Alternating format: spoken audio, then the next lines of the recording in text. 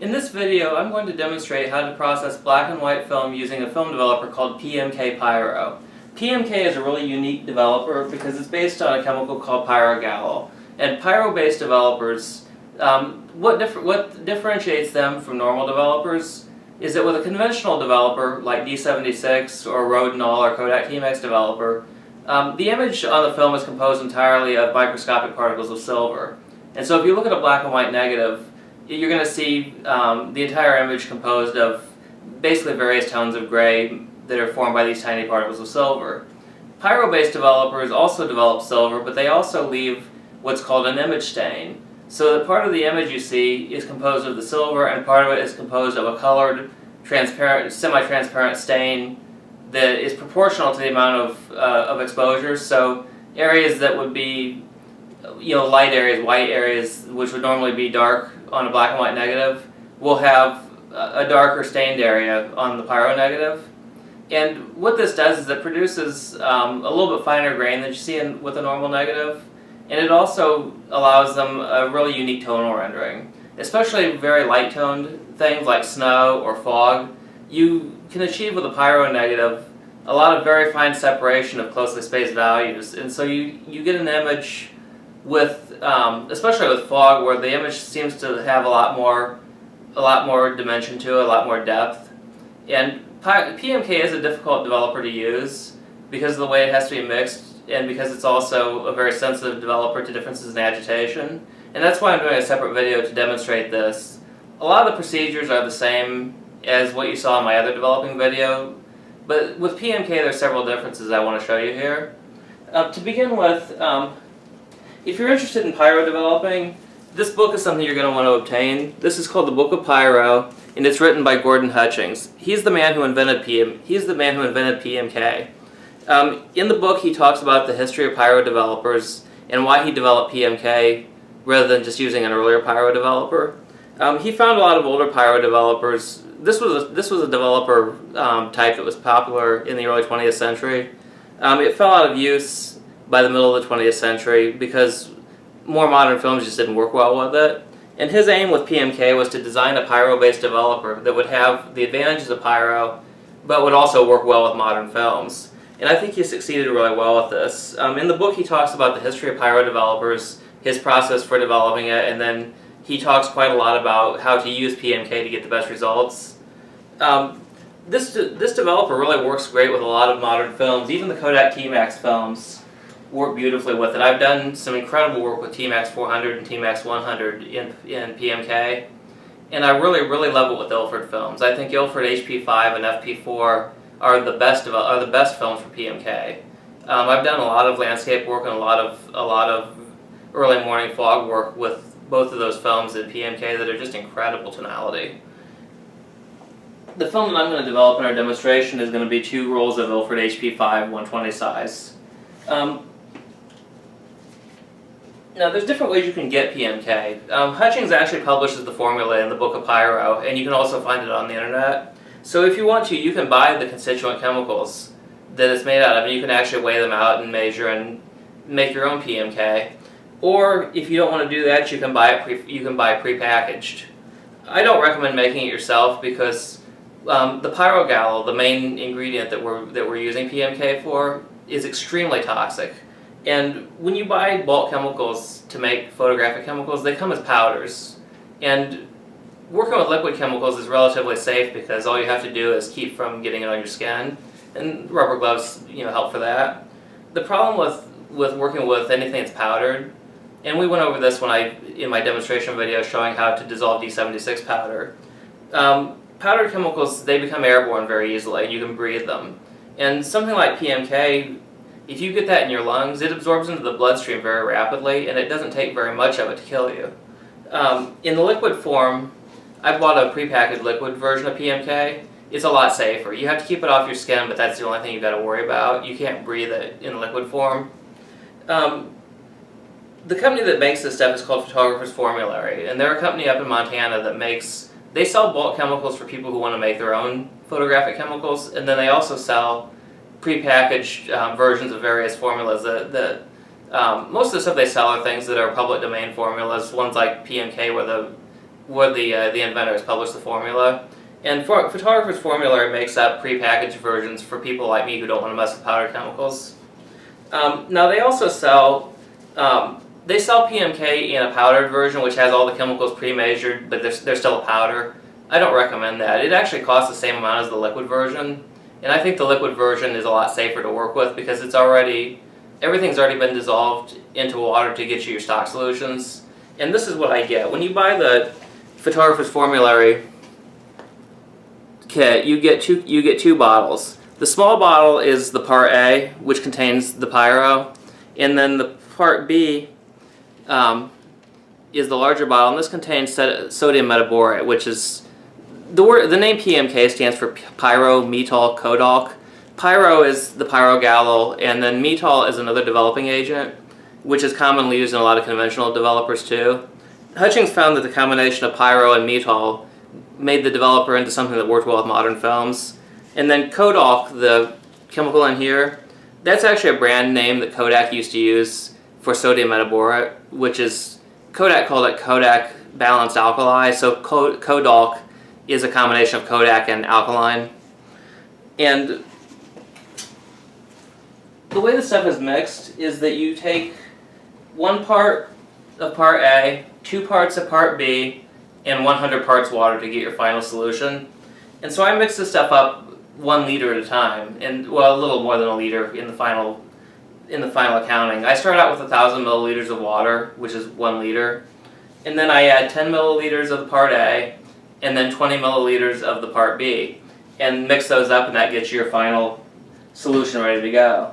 Now you don't want to mix this up until you're ready to actually start developing.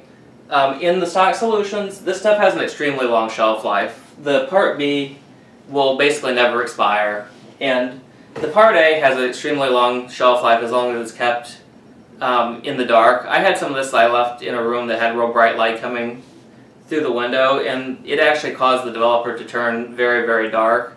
And when I tested it to develop film, I hadn't used it in a while at this point, it didn't develop the film all the way. So you need to make sure that the stuff stays out of the light, is not stored somewhere that's real hot. Even a partially filled bottle like this one will still last a long time. And you can see the color of this.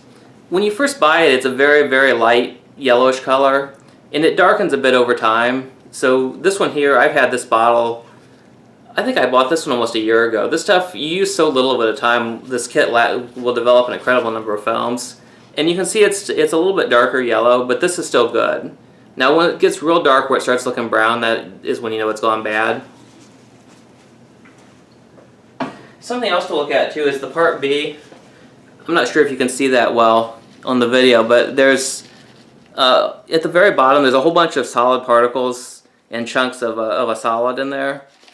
What that is this stuff is actually an oversaturated solution. In chemistry, what that means is when you dissolve a powder or a solid chemical into a liquid like water, eventually you get to the point where the water or the liquid can no longer absorb any more of the solid. That's called the saturation point. Well, they actually make this with a little bit more sodium metaborate than what can be dissolved into the water to ensure that it's a fully saturated solution. And so the fact that there's some solid in the bottom here, that doesn't hurt anything. It's strong enough even if that's not dissolved, because it's never going to dissolve. The directions for this say that you need to shake the part B though before you use it to make sure, because even the stuff that's not the thick solids will tend to precipitate out and sink to the bottom. And so if you shake it up a bit before use, you're not going to eliminate the large chunks, but you'll make sure that the solution you do pour out is fully mixed and has the right strength. And usually when I'm getting started, I'll mix this up a bit, and then right before I measure out the part B, I'll shake it again a while just to make sure. This stuff is not sensitive to oxygen, so shaking around like this is not going to oxidize it and cause it to go bad the way it would with something that contains a developing agent. One thing that's very important for PMK processing is the choice of fixer. Most normal fixers are what they call an acid fixer, meaning that the fixer has an acidic pH. You don't want to use an acid fixer with a pyro-based developer like PMK because the image stain that forms through the use of the pyro developer is sensitive to pH, and if you develop a negative in PMK and then put it into an acid fixer, the acidity of the fixer will actually reduce the image stain, which takes away most of the advantage of using a Pyro developer. And so what you have to use is what's called an alkaline fixer. And the only one I know of that's actually on the market is Photographer's Formulary TF4. And this is a little bit different in some ways than other fixers. It's an ammonium thiosulfate rapid fixer, just like Kodak rapid fixer or Ilford rapid fixer. The only difference being the pH. Now another difference is how this stuff is mixed up. If you buy a bottle of Kodak or Ilford rapid fixer, you get a bottle with a liquid that you dilute with water to make the working strength. And this is like that too, except that the solution, and I'm not sure how well you can see that on the camera here, but if this is sat for a while, there's a couple inches of real thick solid sludge at the bottom of the bottle. And this is a 1 liter bottle that you have to add water to make a gallon of working strength fixer. With the Kodak or Ilford fixers, if you want to, you don't have to mix a whole gallon at a time. You can measure off enough just to make, say enough for one developing tank for 30 ounces or 15 ounces or whatever you need. You can't do that with this stuff, and the reason is that this solution is an oversaturated solution, meaning that there's so much of the dry chemicals put into the water that it won't all dissolve. When you put in the additional water needed to make a full gallon, then everything does dissolve, and the problem is you can't just take some of this stock solution and dilute it with water to make a smaller amount of working solution, because you're not going to get, this stuff's not going to be evenly distributed through the water when you pour some of it out. So you need to mix an entire gallon at a time. And the way I do it is I pour everything out of here into a 1 gallon bucket, and then I use distilled water. I fill in, dump to make sure all that sludge is washed out, and then all that of course adds into getting us up to our final gallon we need. Because you need to make sure all this stuff is washed out of here, and it's real hard to get out. You pour it out and you can shake it and the stuff just plops out. And if you pour clean water in, shake it a bit and pour out, it gets it out a lot better. With this being a 1 liter size, you need to add a little less than 3 quarts of water then to make the full 1 gallon. And so that it tends to work out pretty well just to use the water I'm going to dilute it with to clean the inside of this too. So if you do use this stuff, you need to make sure you mix the entire gallon at a time. Now over here I've got water measured out here and up to temperature to mix our PMK. As I said earlier, we're going to be using the part A here, which is the pyro and methyl solution, and we're going to use 10 milliliters of this and then 20 milliliters of the part B, all added to our 1 liter of water here. I've got 1,000 milliliters in here. Now to do that, we're going to use this little tiny graduate here, and you can see that the amounts we need are very small. There is 10 milliliters right there, 20 milliliters up there. When you measure these very small amounts like this, you've got to be very precise. In my other developing videos, I've showed how to measure chemicals. When you put a liquid chemical into a graduate like this, the top surface of the chemical is not a flat surface. Because of capillary action, some of the liquid will kind of creep up the sides of the graduate, and so you'll see that the top of the liquid will actually have kind of a curved shape to it. You want to measure at the bottom of that curve to get an accurate reading, and that curve can be pretty thick. It can mean a milliliters difference if you don't measure it correctly. So I'm going to go ahead and put in the 10 milliliters we need of the solution A and show you how that measures out. Now another thing too is you need to make sure that these graduates are very clean. I rinse this with water several times. Use hot water to make sure that all the dust and dirt and stuff has been washed out, because I haven't used this in a while.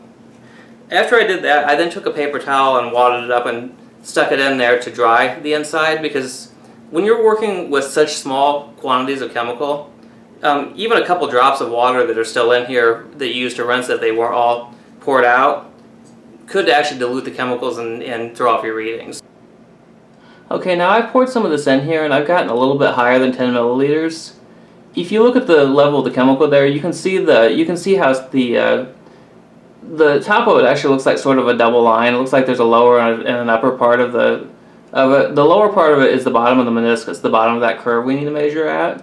And that looks like we're at about 10.5 milliliters, which is too much. This illustrates perfectly another rule for working with chemicals.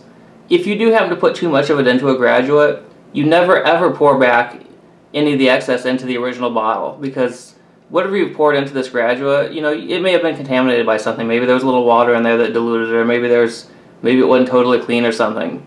You never want to put any of this back into the original manufacturer's bottle. So if you do put in too much like I've got here, you pour the excess into the sink. You don't want to put it back in the bottles, because you can destroy your entire stock solution if something has gone wrong where you haven't had things clean enough or whatever.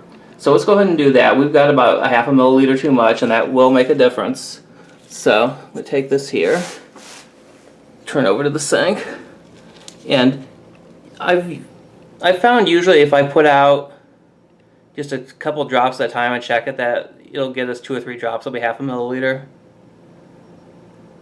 You gotta be real careful. Just let a little. Ooh, that's way too much. Usually a little drop at a time will come out. All right, let's see where we're at now. And I am actually just slightly under the 10. I'm gonna go ahead and get my bottle and put another drop or 2 in there and see where we're at, because I want to get it exactly at 10. If it's a little under, it could underdevelop the film. When you're working with such tiny quantities like this, even being half a milliliter off can make a difference. Okay, I've got it right now, exactly where we need to be, exactly 10 milliliters. So we're ready to pour it into the water. Now, something else, you've noticed that when I've done the actual measuring, I set the graduate down on the flat surface of the countertop, because if you hold this in your hand, if you're not holding it perfectly level, that can throw off the accuracy of the measure too. So it's important that the actual measuring be done with the graduate sitting on a flat surface that's level, like the countertop here. So let's go ahead and take this and pour it into her.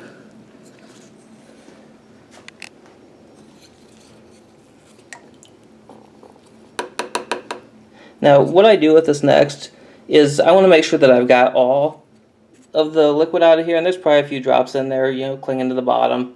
What we're going to do is I'm going to take this, I'm going to pour a little bit of it into the graduate, fill the graduate up, pour it back into the water, make sure that I've rinsed out all the actual PMK chemical out of it.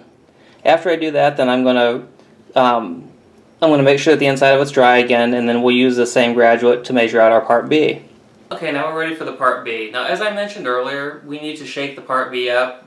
It needs to be shaken pretty well to get all this stuff that's fallen out of the solution back where it's all evenly distributed through the liquid. And as I said, there are going to be some large solid chunks at the bottom that will never go away, and that's okay. We just want to shake up the smaller amounts to get them dissolved.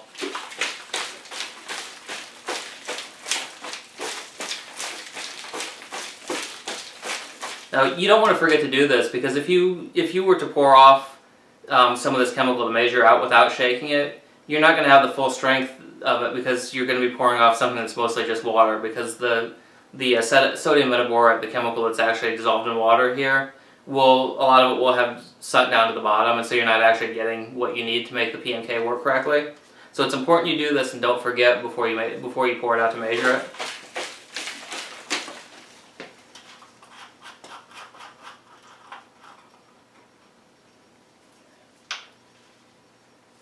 Got my graduate here. I'm going to go ahead and pour out the amount I need, and then I'll sit it on the counter and check my accuracy. And like with the part A, I'll probably get a little too much in there, because it's very difficult to stop just at that exact instant. You need to stop the pour to get the right amount.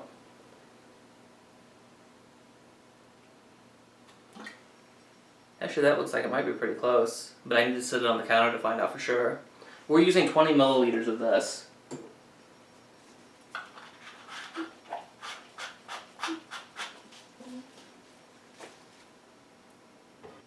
Okay, let's see where we're at. This is our part B that I just poured out, and not sure if I can focus that close, but seeing it in real life, I actually got this perfect the first time. I poured exactly the amount, which is very rare. Usually I get a little bit too much and have to pour some out in the sink like I did with the part A. So we're ready to go. We already added the part A to our solution. We're going to add the part B now. Now this is where the magic happens. This is almost like the children's cartoons when you see some mad scientists mixing up chemicals and they start changing colors and such. Most photographic developers stay pretty much just clear no matter what you add to them. This stuff is actually going to go through several color changes, so this is really awesome. We'll go ahead and take take our part B here.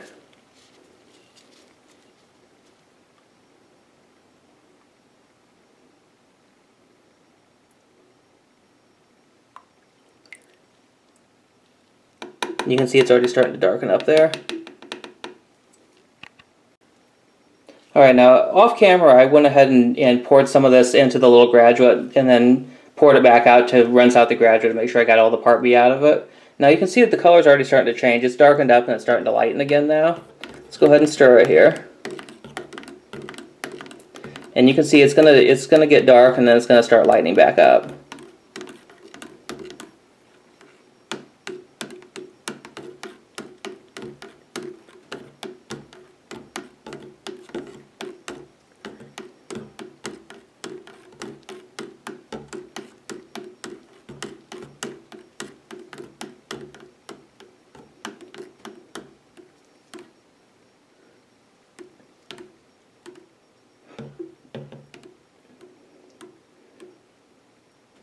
Yeah, it's starting to lighten up a bit now.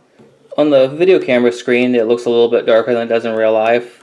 In real life, it'll be kind of a light brownish color when it's finished, and it takes a minute or two of stirring to get everything thoroughly mixed up so that the full chemical reaction takes place.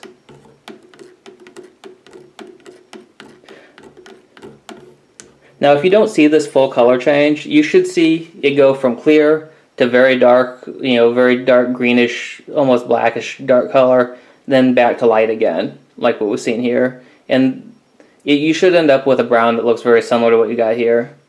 If you don't see all these color changes take place, that means something went wrong. Either you forgot to shake the part B enough and there wasn't enough of it in there to activate it, or maybe the graduates used were dirty or had residue from some other chemical that contaminated it. So this is your test to see if it works. If you see the color changes, the solution should work and it should give you good results. So the tanks that I have that I'm going to work with hold 32 ounces of developer, and we have more than 32 ounces in here. So I'm going to go ahead and pour off some of the excess to get down to the exact amount I need, and then after that we can get started with pouring into the tank and start the developing process.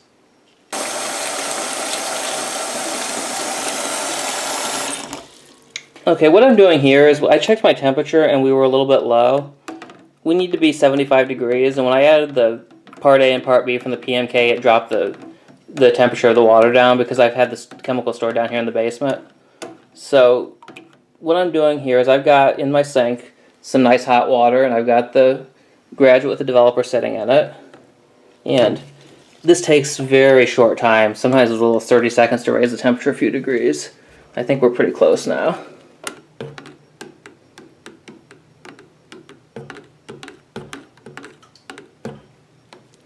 Yeah.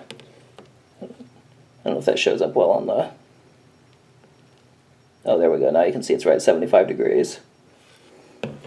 Our developing time for this is going to be 9 minutes at 75 degrees for this film. And the film I'm developing is Ilford HP5.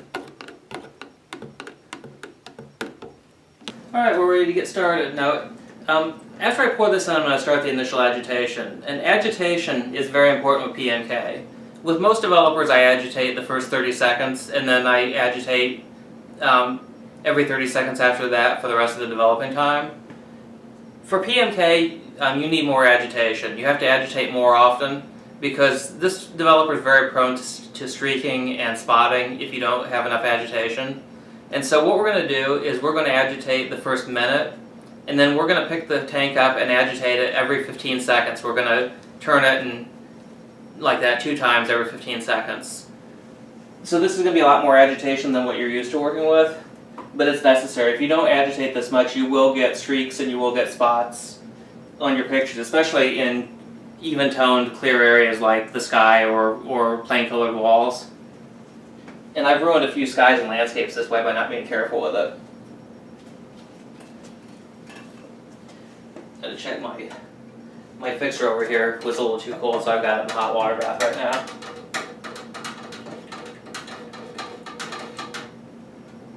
Yeah, about a degree to go.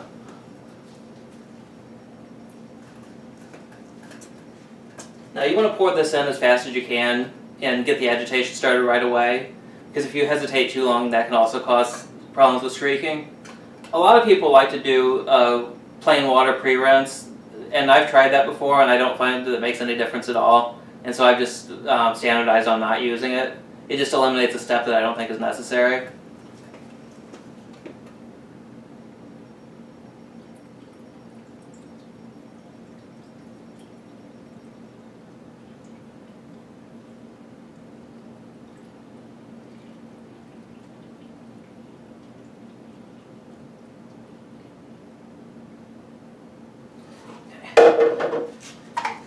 Lid on, set our time.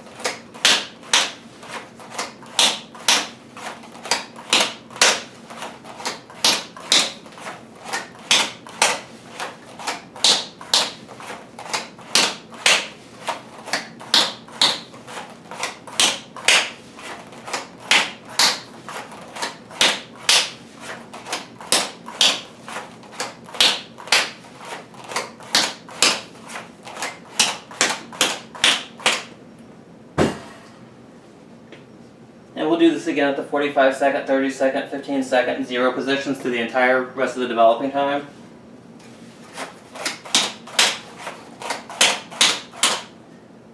Now the agitation has to be fairly vigorous like I'm doing there, because otherwise, like I said, this developer is very prone to modeling and streaking and spotting from inadequate agitation. So you have to strike a balance between not agitating enough and agitating too much where you're just going to increase grain.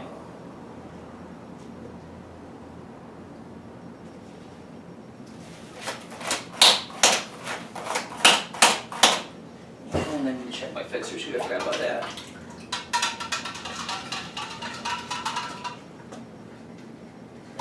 Fixer's right on.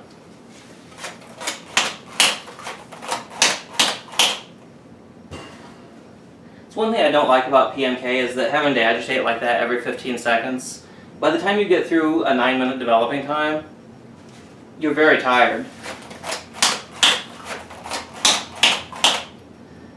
This 32-ounce tank holds 2 120 reels, and when you got it filled with chemicals, it's surprisingly heavy once you've done that for 9 minutes straight.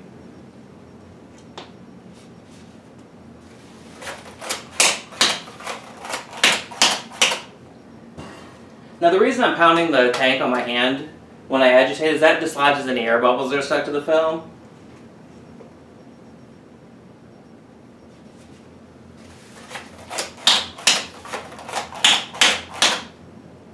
My paper towel on top of the developing tank is to keep anything from leaking out, because these developing tanks always leak. Even when they're brand new, they're never totally watertight.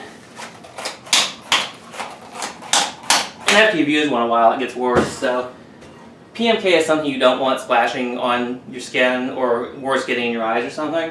And so I always, whenever I develop, I have the habit of keeping a paper towel over the top of it like this. And I need to keep watching my time and not talk so much. But that keeps anything from splashing out, because if it's going to leak around the little cap in the middle for the most part.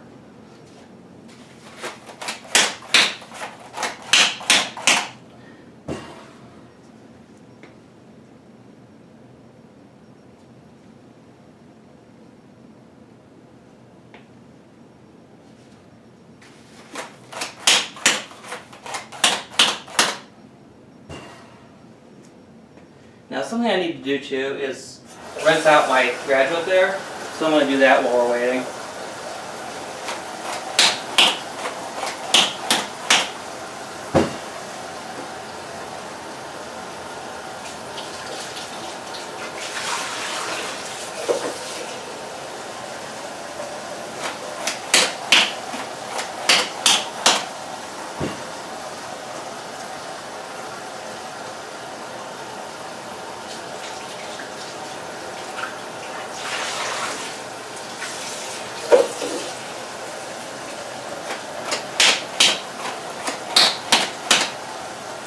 clean these graduates by filling and dumping them with water a few times. Usually 3 or 4 times will be enough to do it. Try to rinse off the outside too in case anything splashed out there. Ooh, missed my time.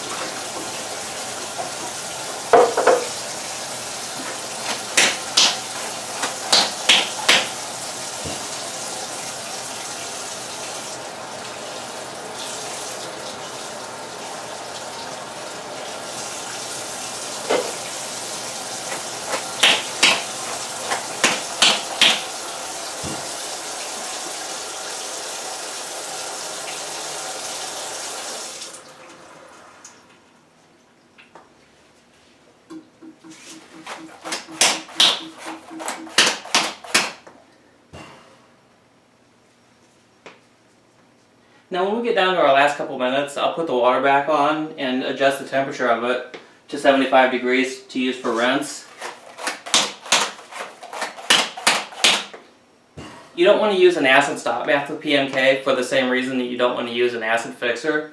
And so what we use as a stop bath is simply running water.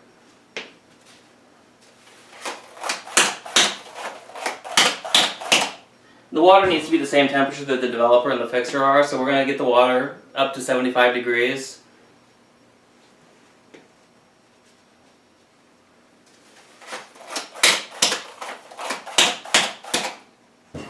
And then we'll just run the water into the tank and dump it, and then run it into the tank and dump it a couple times to rinse all the developer out.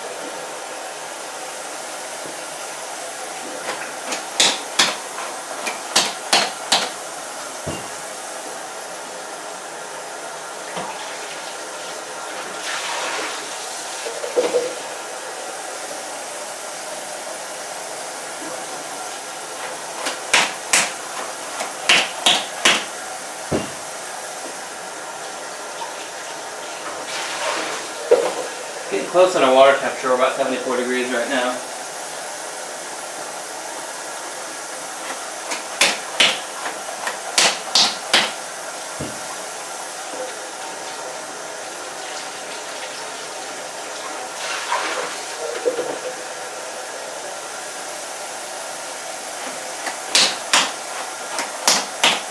We're down to our last minute of dissolving time too.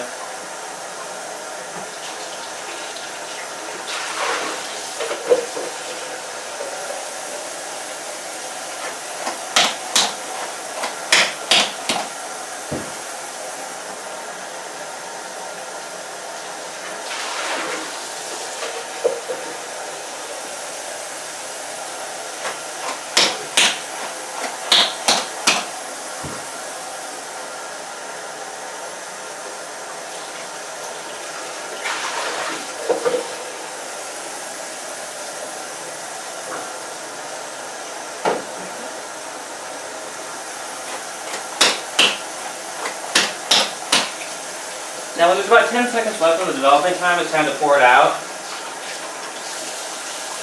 And that's because it takes about 10 seconds for it all to drain.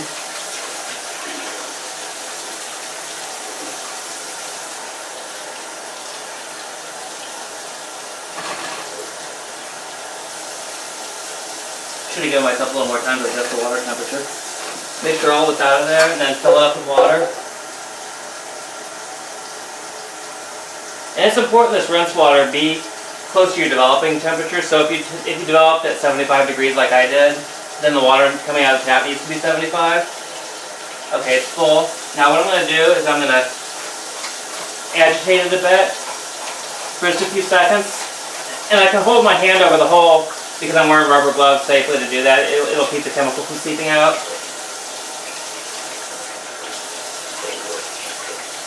We pour it out. You can see it's kind of a greenish color, the water is, because it's getting all that developer out of there. We'll fill it up again.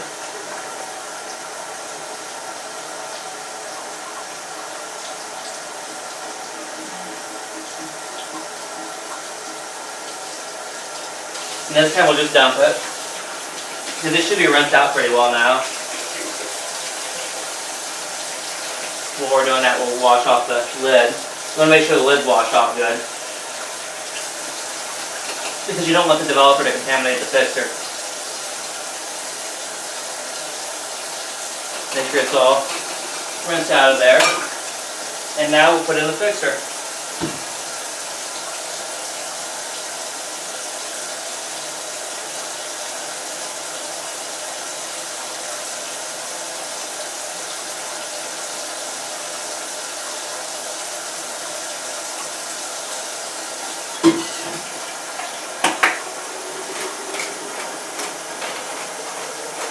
I go ahead and start agitating the fixer before I start the timer, because the time for fixer is not real critical, but it is important to start agitating right away. That way the fixer can start dissolving the undeveloped parts of the image. Because we're using an alkaline fixer, it doesn't really destroy the developer the way an acid fixer will, so it's important to get the agitation started right away to stop the developing process too, because by removing that unexposed silver, there's nothing to develop.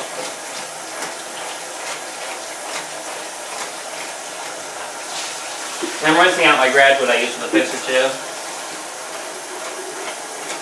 Now I agitate for the first 1 minute of the fixing, and I'm using a 5-minute fixing time. So after this first minute, then I'm going to agitate every 30 seconds for fixing.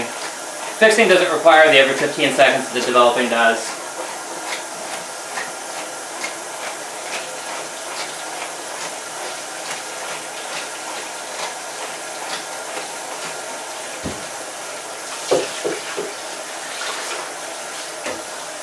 Rinse off the outside of this good. It's had some fixer splashed on it.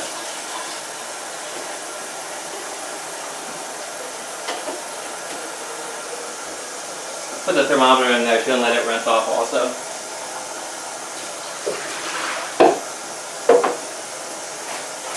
I do this for about 10 seconds every 30 seconds. The exact amount of agitation time is not critical, but it's better to err on the side of too much. I mean, you can agitate continuously and it won't hurt anything. It's just to make your arms very tired.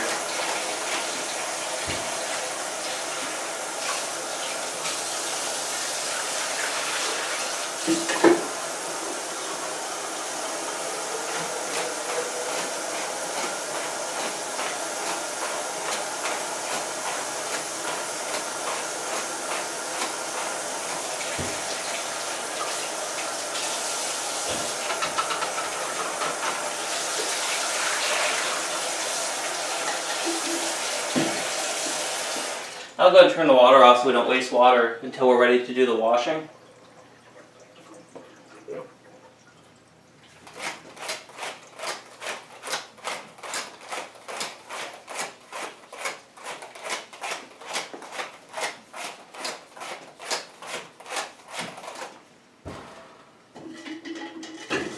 This TF4 fixer actually works just like a conventional fixer as far as the fixing times and the agitation and such is required. So you can treat it like a normal fixer, and you can even use this stuff for you can use this for film developed in any developer. When I started using PMK, I bought the stuff to use for it, and I found it was much simpler to just standardize on one fixer and use this for everything. And it works fine for films developed in any developer. As I said, it's basically an ammonium thiosulfate rapid fixer. The only difference is the pH it is. Other than that, it works identically to normal fixers.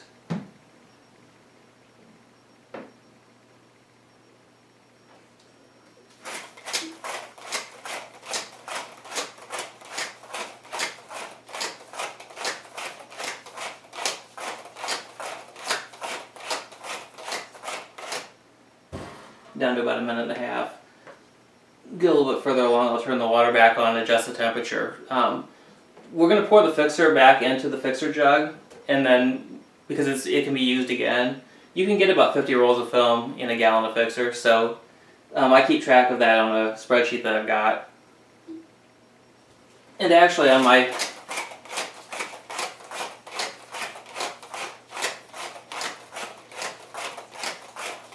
website, if you go to crawfordphotoschool.com, there's a section called Resources for Teachers, and one of the things in there is a downloadable PDF of a sheet you can hang on the wall and mark off how many films you've gotten through a gallon of fixer to help you keep track of it.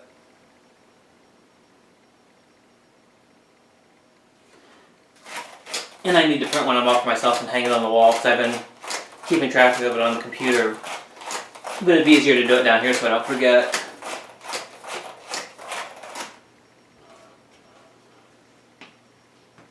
Now after we pour this back into the fixer jug, then we're going to fill and dump the tank a couple times in running water to rinse out any of the fixer that's in there, and then we can pull the lid off. And once you've taken the lid off, or once you've finished the fixing, basically the lid can be taken off because the film is then, it's safe to have it in the light at that point. And my fixing time is actually over, but I'm going to leave this in here a little longer while I adjust the water temperature. I should have done this instead of talking, but it's not going to hurt anything. Fixing is not something that has to be an exact time. If it's in there an extra minute or so, it's not going to hurt anything. So I'm going to take this again, see what temperature of water we're getting. I try with this thing to not move the handle side to side so the temperature should stay the same, but in actual practice, for some reason, it doesn't seem to give me the same consistent results if I turn it off and turn it back on.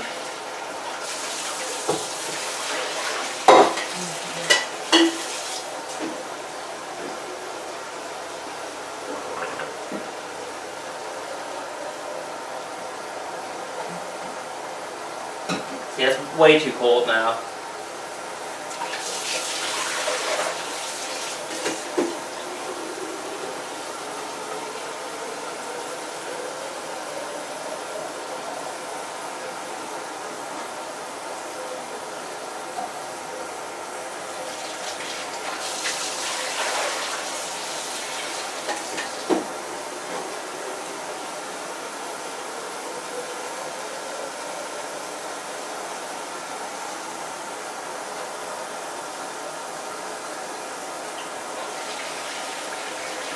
Getting close. We're about 73 degrees now.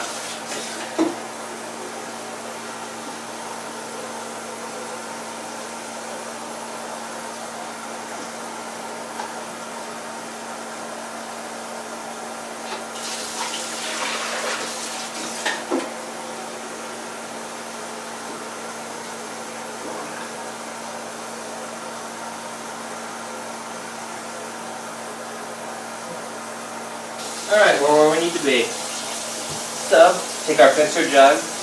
Now the fixer I already had some of this pre-mixed before I got started, so the bottle of the TF4 I showed you at the beginning is just a spare one for when this one gets exhausted. It's better to have that all prepared and ready to go before you get started with film developing. And as I said, I mix an entire gallon at a time.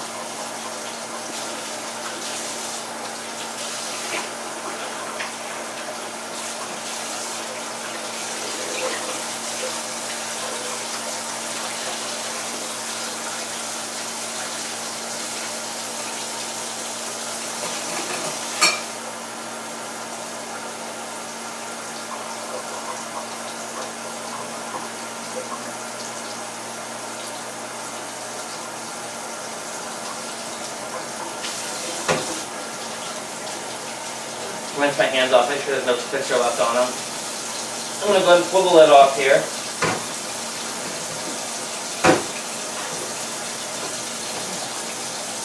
I'll throw the lid in my hot water bath over here to rinse out, and then I'll clean it better later on.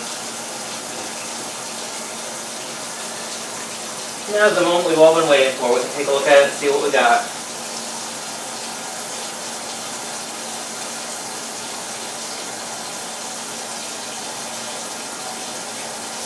Oh yeah, those look beautiful.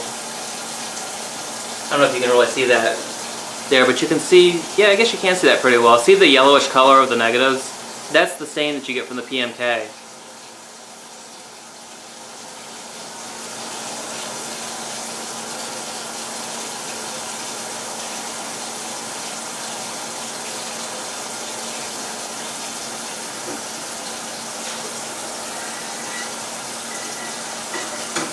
Can't resist looking at both of them before I move on.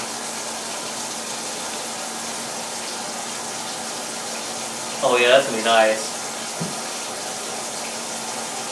Alright, now I'm gonna put these back in the water and give them their washing time now.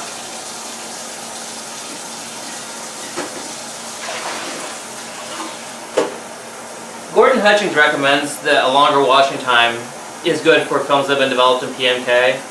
He says that the stain intensifies during the washing time the longer it's in contact with the water.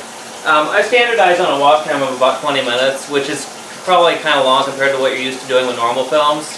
But I have found that if I look at the negatives like I just did now at the very beginning of the wash time, and then compare them to how they look after 20 minutes of washing, they do have a more intensified look at that time, so I think it's worth the extra water we use. Now I'm going to go ahead and set my timer back here for 20 minutes. And what I do is I let the water run, and every 60 seconds, every minute, I take it and pour all the water out and let it refill to totally flush out any chemicals and stuff that are in that water. Because we're trying to remove any fixture that's absorbed into the gelatin emulsion on the film.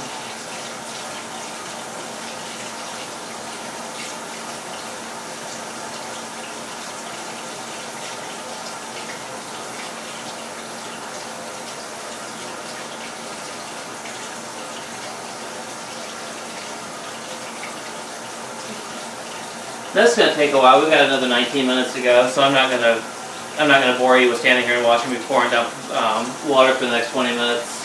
We'll come back when we get real close to the end of the washing time, and I'll show how to mix up the photo flow and how to hang them up to dry. Alright, our wash time is all finished, so it's time to do our last chemical, which is the wetting agent.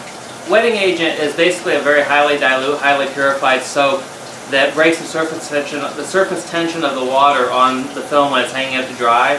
It causes the water to flow off of it quickly so that you don't have drying marks like streaks and spots from the water. And the wetting agent that I use is Kodak Photo Flow, which is probably the one you're going to be using too. It's the most common one. I know Ilford makes one too, and I think Agfa used to or still does, and they're equally good too, but the Kodak's the one that's always the one I've used.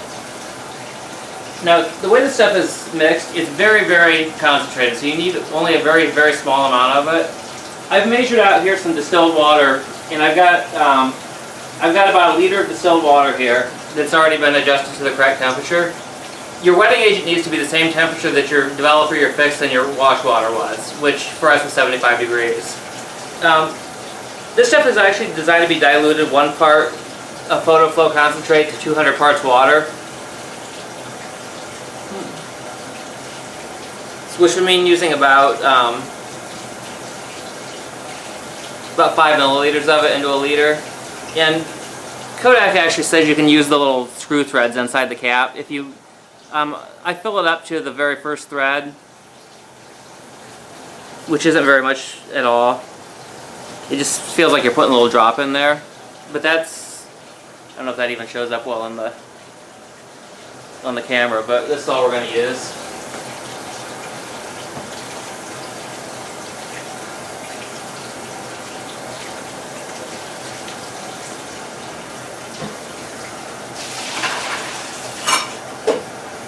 And then you need to make sure that it's mixed really thoroughly.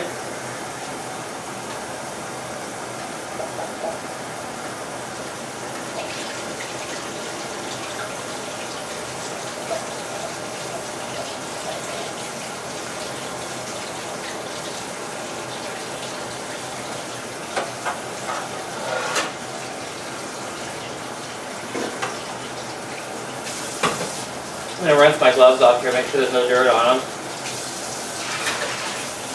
And then I rinse off the outside of the tank, make sure it's clean. Fill and dump with water one more time.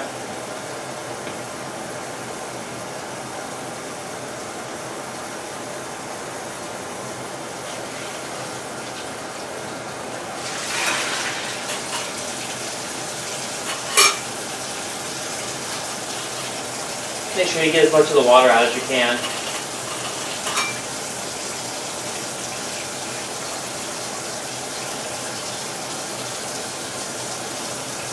Turn our water off now. I'm going to fill this up with photo flow and pour it out a couple times, which kind of gives some agitation. It helps push away the water off the film and replace it with the photo flow solution. And we'll do this like 4 times. And then the last time I want to pour in more than is needed to make it overflow and push all the bubbles out. And then I'll set my timer. This usually should be done for about a minute, and I figure it's taking me 30 seconds or so to do the filling and dumping to agitate it at the beginning. So I'm going to give it about 30 seconds now of just sitting here. Pour off some of these excess bubbles on the top. Once that's finished, then we can take it over to our drying rack and hang it up to dry.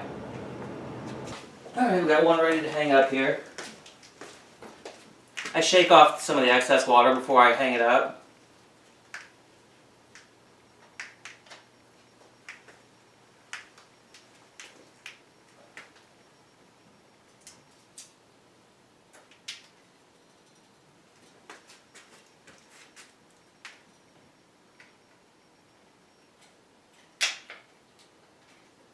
I snap the clips in to make sure that they puncture the film, that way it won't fall out.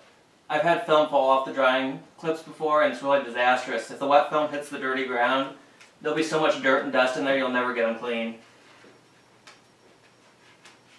I carefully unwind it.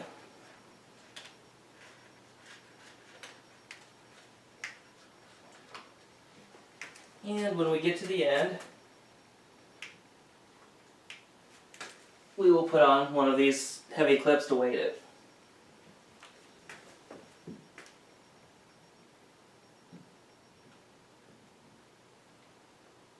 Yeah, that's all there is to it. It'll take it a couple hours to dry, and then I can take it down, cut them in the strips, and put them in the storage pages. I got one more film to go get over there and take out of the tank, and it'll be time to clean up after that. Alright, all the film's hanging to dry, and now it's time to clean up. And I can't stress enough how important cleanliness is. You don't want to have any chemicals dry on your developing tanks, your reels, your measuring graduates, your thermometer. Anything that dries in there is going to be hard to take off. But if you use that same piece of equipment with another chemical, whatever is dried in there can dissolve and contaminate other chemicals. Another thing too is just keeping them free of dust and dirt too, because if you have, before I use my graduates each time, I always rinse them really thoroughly with hot water to get rid of any dust and dirt that's in them. Even though I cleaned them the last time I used them, just sitting down here in the basement, they're going to accumulate a lot of crap, just dust and stuff in the air. If that stuff is left in there when you develop, when you mix your chemicals in it, that stuff's going to get on your film, and I think that's a lot of the reason why some people have so much trouble with dust on their negatives. If you keep all your processing equipment clean, that makes things a lot easier for you. Something else I want to mention too is that if you get a copy of the Book of Pyro and you read Gordon Hutchings' account of how he created PMK, one of the things he talks about in there is saving the used developer. After you pour the developer out, he in the book said to save it, and then after the fixing process was done, he poured that used developer back in the developing tank, and he left it in there, I believe, for a minute or two. I can't remember for sure. It's been a while since I've actually done it that way. But the purpose of that was he believed that putting the used developer back in after the fixing would intensify the image stain, which it did. The problem was that he discovered later in his experiments that it wasn't actually enhancing only the image stain. It was basically giving a generalized increased level of stain over the entire image, not just the dark parts of the image. Basically it was acting like fogging. And so it really wasn't doing any good for the pictures, and so he decided to try it without that step, and he found he liked the negatives better. Well, that's how I've been processing mine, is without using the developer again. And so that's what I recommend too. Gordon Hutchings no longer recommends saving the developer and pouring it in to intensify the stain, and I don't either. I've done it both ways, and I think the negatives that are processed without reusing the developer, they're a lot, without using the developer after the fixing to intensify the stain, they're a lot easier to print, they're a lot easier to scan too. As far as the developer being reused for developing film again, that you cannot do. PMK, because it's so highly dilute, is a one-shot developer. So whether or not you choose to reuse it after the fixing stage to intensify the stain, you can never use it again to process another roll of film because it's at that point exhausted. The stuff actually has such a short shelf life once it's mixed in your final diluted solution that you really should use it within a few minutes of mixing it anyway. So you're definitely not going to be able to save it and use it again. And even if you try to process another roll of film immediately after one you just used it in, it's still going to be dead. It's not going to work. So it's strictly a one-shot developer. Fortunately, the fact that it's so highly dilute means that it's not very expensive. The kit that I showed you at the beginning of the video, I believe that cost about $30. But one of those kits lasts me about a year, and I shoot and develop a lot of film in PMK, so that shows you how economical it is. $30 a year for developers, that's nothing. It cost me that much to go out to eat with my son, so that's not a big deal. But I wanted to mention that about saving the developer and using it to intensify, because I know if you look on the internet, you're going to find people still talking about doing that. And if you get a hold of Hutchings' book, he mentions it in there. And I don't think that he's updated the book to incorporate his change of heart on that. So I wanted to mention that to you so that you don't make that mistake. Now you can try it both ways if you want to, just to see what you think.